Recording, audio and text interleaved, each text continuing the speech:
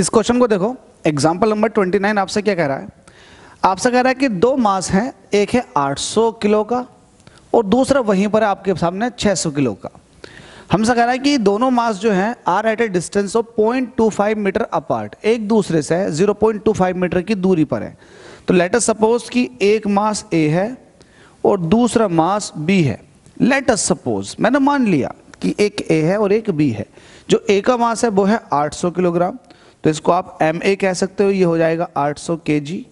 और दूसरा M B, ये हो जाएगा आपके सामने 600 केजी का। ये मैं नहीं कह रहा, ये क्वेश्चन के अंदर मेंशन है तो मैंने एज इट इज बोल दिया। इन दोनों के बीच का गैप 0.25 मीटर का, तो यहां से यहां तक ये 0.25 और ये मीटर में। अब आगे देखिएगा क्या कह रहा है क्वेश्चन। क्वेश्चन बोल रहा है compute the magnitude of the intensity of gravitational field.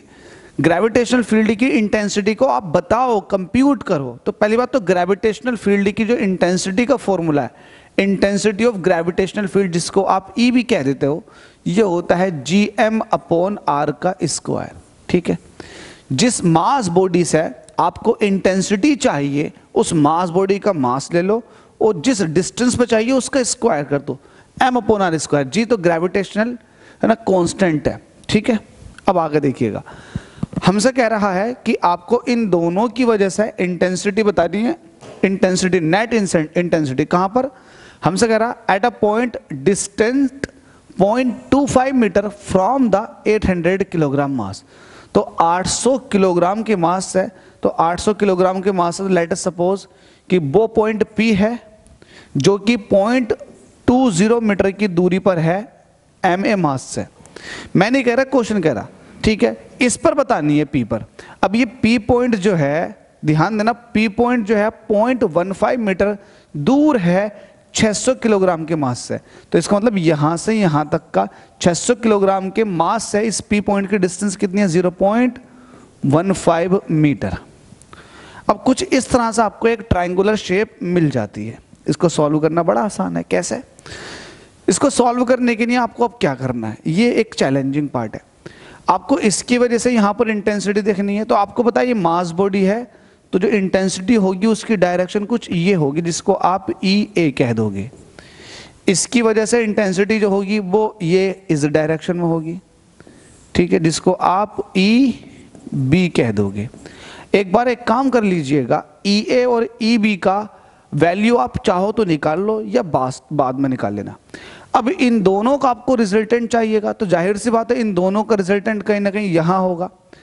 अब रिजल्टेंट निकालने के लिए आपको पता है, जब आप ट्रायंगल लॉ ऑफ वेक्टर लगाते हैं फिर पैरेललोग्राम लगाते हैं, तो आपको इन दोनों के बीच का एंगल चाहिए होता। किस किस के बीच का? जिनका आपको रिजल्टेंट निकालना, ई ए और ई बी का रिजल्टेंट निकालना, तो ई ए और ई बी के बीच का एंगल चाहिए। तो बीच का एंगल आप निकाल सकते हो।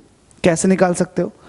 देखो, आपको पता है कि ये डिस्टेंस 0.20 मीटर पर है और ये डिस्टेंस 0.15 मीटर पर है।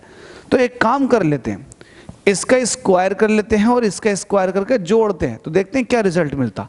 तो ये तो आप सॉल्यूशन बहुत पहले लिख चुके हो। आप यहां पर कहो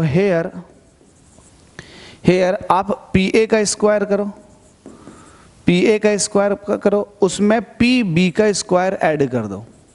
देखो आपको क्या मिलता है। तो पी ए की वैल्यू कितनी है? 0.20, इसका स्क्वायर, प्लस पी बी की वैल्यू कितनी है? पी बी की ये है आपके सामने 0.15, इसका स्क्वायर। जरा इसको सॉल्व करते हैं। तो आप देखो, इसको आप 0.20 को आप 0.2 कह सकते हो, बिल्कुल कहते हो, और इसका मतलब होता है 2/10। तो कहीं ना कहीं ये 2/10 है, इसका स्क्वायर करोगे तो 4/100 हो जाएगा, प्लस वैसे ही इसका हो जाएगा 225। जब पॉइंट हटाओगे तो नीचे 10 आ जाएगा, तो 10 का स्क्वायर होता है, 10 का स्क्वायर नहीं 100 आएगा। देखो 100 आएगा। तो फिर एक काम कर लो, इसको 20 ही रहने दो, 20 का स्क्वायर 400 है, नीचे मेरे पास 100 का स्क्वायर, तो ये 4 0 हो जाएंगे, यहाँ पर भी 4 0 मेरे सामने आ जाएंगे। तो इधर क्या चल रहा है आपके सामने? ये चल रहा है पी ए का स्क्वायर प्लस पी बी का स्क्वायर। जब दोनों को ऐड करते हैं तो 400 और 225, क्योंकि नीचे है ना डिनोमिनेटर सेम है तो न्यूमरेटर ऐड हो जाते हैं। तो 400 में 225 ऐड करोगे तो ये हो जाएगा 625 और नीचे हो जाएगा 10,000। ठीक है, तो ये आपके पास पी ए का स्क्वायर प्लस पी बी का स्क्वायर आया। अब वैल्यू ये आ चुकी है सॉल्व होके, तो इसको मैं कहीं ना कहीं ये नहीं कह सकता कि 25 डिवाइडेड बाय 100 इसका स्क्वायर। क्या मैं इसको ये नहीं कह सकता 0.25 इसका स्क्वायर। अब 0.25 आपको दिख रहा है, ये तीसरी वाली साइड है, दो साइडों का स्क्वायर अगर तीसरी वाली साइड के स्क्वायर के बराबर आ जाए, दैट इज आपके पास अभी ए बी का स्क्वायर हो गया। तो आपके सामने निकल कर आ चुका पी ए का स्क्वायर प्लस पी बी का स्क्वायर इज इक्वल टू है ए बी का स्क्वायर। तो दो साइडों का स्क्वायर जोड़ने के बाद तीसरी साइड के स्क्वायर के बराबर अगर आ जाता है तो ये ट्राइंगल एक कैसा ट्राइंगल होगा, राइट एंगल ट्राइंगल होगा। तो आप ये वाली बात कह सकते हैं, triangle A P B is a right angle triangle. ये राइट एंगल ट्राइंगल है, ठीक है। अब राइट एंगल कौन सा होगा, क्योंकि आपने इसका स्क्वायर किया इसका स्क्वायर किया, तो जाहिर सी बात है इन दोनों के बीच बनने वाला एंगल कितना होगा, 90 डिग्री होगा, और ये हाइपोटेनियस का काम करेगा। अब आपको पता लग गया है कि ये 90 डिग्री है और ये भी एक वेक्टर है और ये भी एक वेक्टर है। जब दो वेक्टर 90 डिग्री के बीच एंगल बनाते हैं या फिर उन दोनों के बीच एंगल 90 डिग्री बन रहा होता, तो जो नेट रिजल्टेंट निकल कर आता, तो आप ये वाली बात यहाँ इस तरह से लिख सकते हैं, resultant of E A and E B. तो वो जो रिजल्टेंट होता है वो कुछ इस तरीके से निकल कर आता है, ई ए का स्क्वायर प्लस ई बी का स्क्वायर। जब दो vector mutually perpendicular to each other होते हैं तब रिजल्टेंट ये आता है, ई ए का स्क्वायर प्लस ई बी का स्क्वायर। अब ई ए और ई बी को निकालो, यहाँ वैल्यू रख दो और आपको उसका आंसर मिल जाएगा, ठीक है।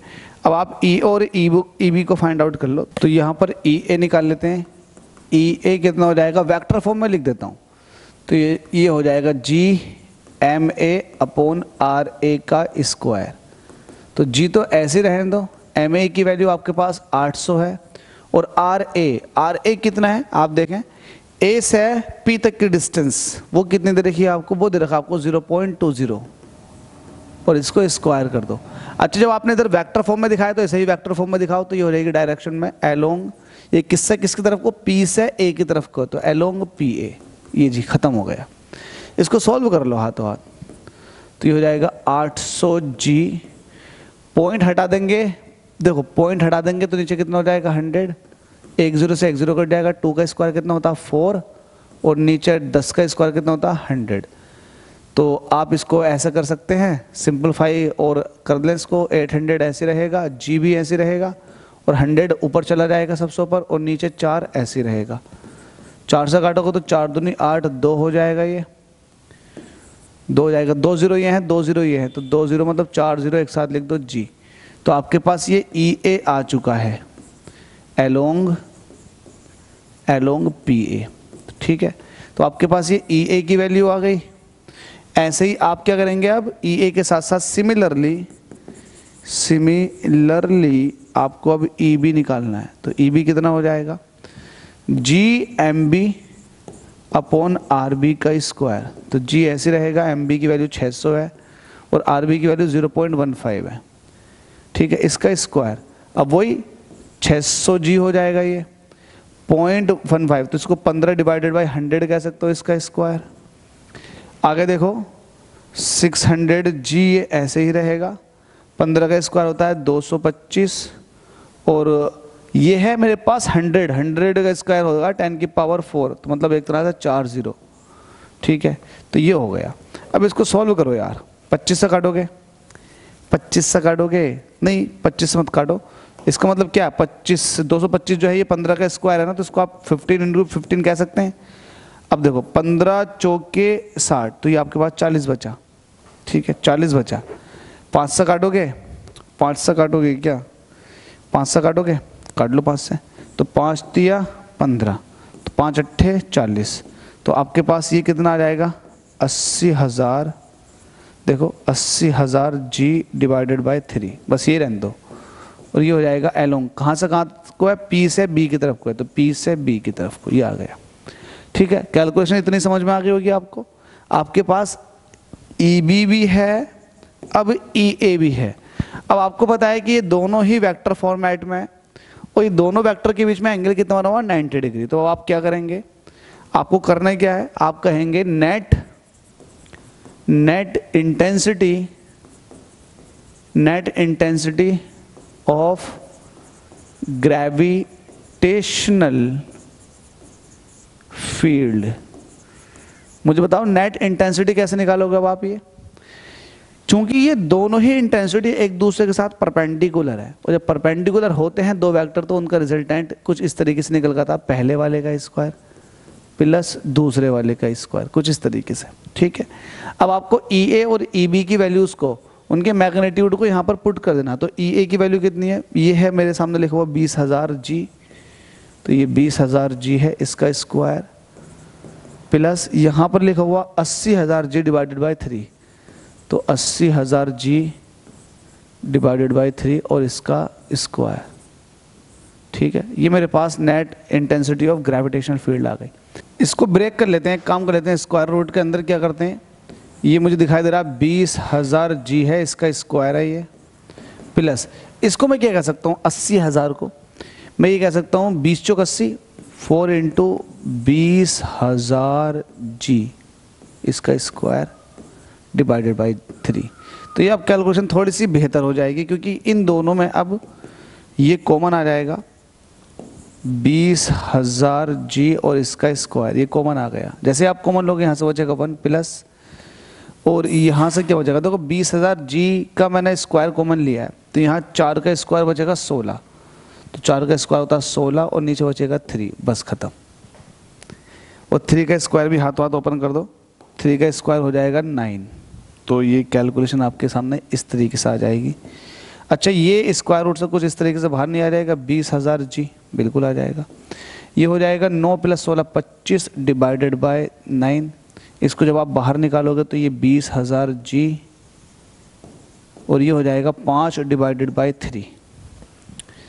बस सॉल्व कर लो और आंसर पा लो 20,000 G। और अब आप इसको सॉल्व कैसे करोगे, 20,000 ऐसे ही, G की वैल्यू 6.66 इंटू 10 की पावर माइनस के 11, और वहीं 5 ऐसे रहेगा और 3 ऐसे रहेगा। ठीक है भाई, अब ये कैलकुलेशन आ चुकी है।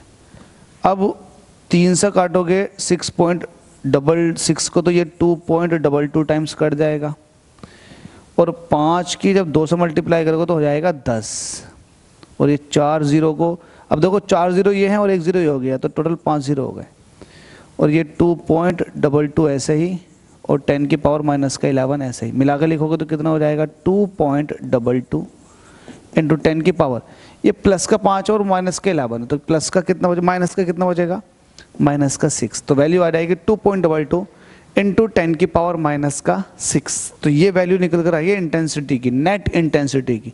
तो आप इसको ई नेट कह सकते हैं। डायरेक्शन वगैरह नहीं पूछी गई है तो उसको छोड़ो।